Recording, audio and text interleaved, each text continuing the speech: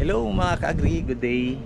Andito tayo ngayon sa egg room kasi expected natin bukas may mahahatch na mga more than 500 chicks. So yun yung ina-expect natin mga ka-agri. Hopefully 500 talaga mahigit yung makukuha natin bukas. So ipi-prepare natin yung brooding area nila mga ka-agri. So ayan, may mga pangilan-ngilan na dito na ayan o, umpisa nang napisa. So expected po namin bukas ng hapon i-harvest ito. Ayan, tapos may ano pa dito, nakasunod, tsaka may nakolekta na din tayo 4 na trays dito sa chiller. So sunod-sunod ito mga ka-agri. Pagka-harvest dito sa hatcher, lipat na naman pagka the following 8 days dito, tapos salang na naman tayo. So cycle lang mga ka-agri, kaya may stocks tayo palagi. Ayan. Dito tayo, papakita ko sa inyo yung brooder natin dito. So ayan, ito pala yung mga gagamitin natin. Ayan, pinahugasan natin, tapos natin na-disinfect, tapos binilad natin dito sa araw para sure talaga na malinis. Ayan mga ka-agri, itong grower natin dito, grower house natin dito, kinonvert muna natin ng brooding area. Ayan. So brooder muna dito. Ayan, may dalawang incandescent bulb kasi hindi pa tayo nakapag-order sa Shopee nung heater. Usually ito yung ginagamit natin dito mga ka-agri, itong gaya dito. Ayan, so hindi pa tayo nakapag-order, so yung incandescent bulb na lang muna yung gamitin natin. So ito yung mga stocks din natin mga ka-agri. May Rhode Island white dyan pero konti lang. So tapos dito ayan, so binalot na namin itong area dito para mainit dito sa loob. So ito yung ginawa nila Tatong saka ni Jongjong. Ayan, hopefully kasya dito mga 300 heads na mga day old chicks mga ka-agri. Ayan, so medyo okay na tong area, preparado na mga ka-agri. Hopefully marami tayong ma-harvest bukas. Ayan, kasi kulang itong kuan natin dito, yung brooding area natin dito, di magkasya yung 500 dito mga ka-agri, kaya dinagdagan na lang natin. Ayan dyan mga breeders natin,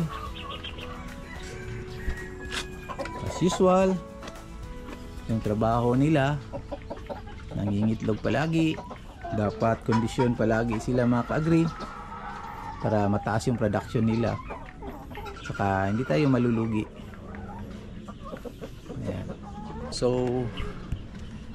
expected talaga 2 to 3 months from now mga ka-agri, ang dami nating stocks.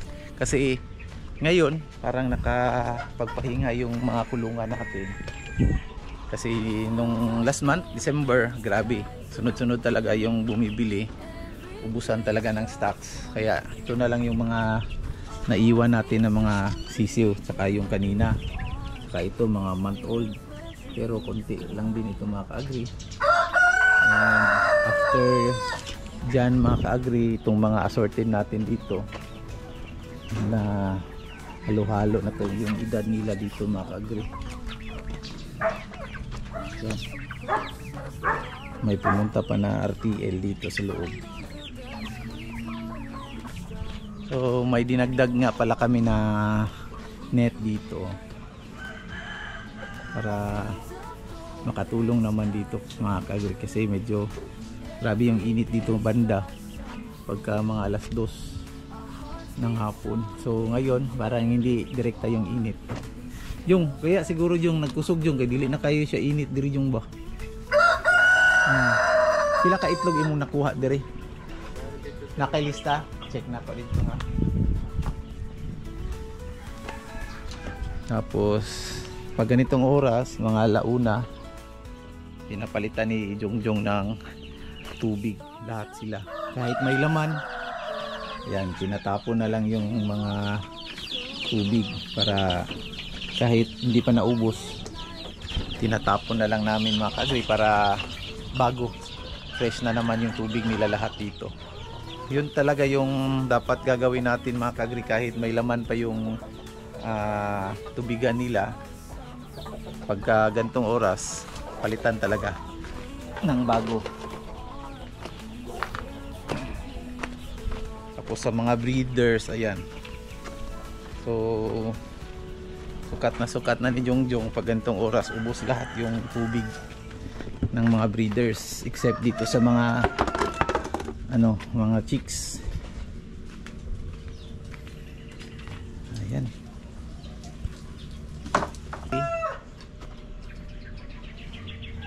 Yung feeds natin na ginagamit, nasa bimig tayo ngayon mga ka-agri, from Integra 1 to Integra 3. Tapos pag nag-start na mag-lay, lipat tayo sa Layix sa Pilmico. Ayan. Tapos importante din mga ka-agri yung recording natin. Ayan, napaka-importante yung collection natin sa itlog araw-araw. Tapos yung sa, ayan, ito yung format namin ginagamit. Ako lang din yung gumawa nito na table. Ayan.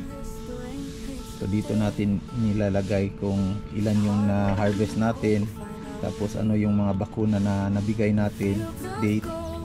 Tapos pag may namatay, dito natin ilagay sa mortality. Tapos kung ano yung symptoms nila.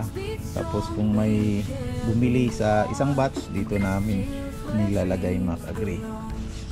Ayan. So basic lang talaga. Dapat may recording.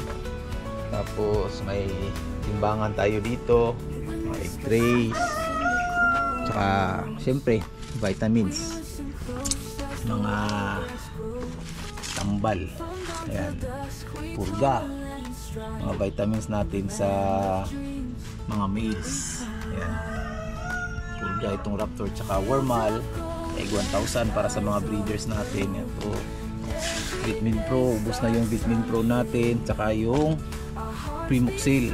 So yun na naman yung isa stocks natin.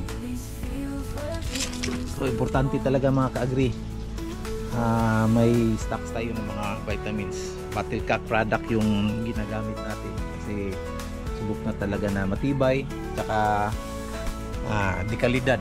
Tsaka subok na rin namin dito sa farm mga ka-agri, at sa mga farm ng, I'm sure maraming gumagamit ng mga ka-agri natin dyan, na mga nag-aalaga ng mga manok. Battlecock yung ginagamit nila. Ayan. So ito feeds, tapos nilalagay natin dito sa mga containers para presko palagi.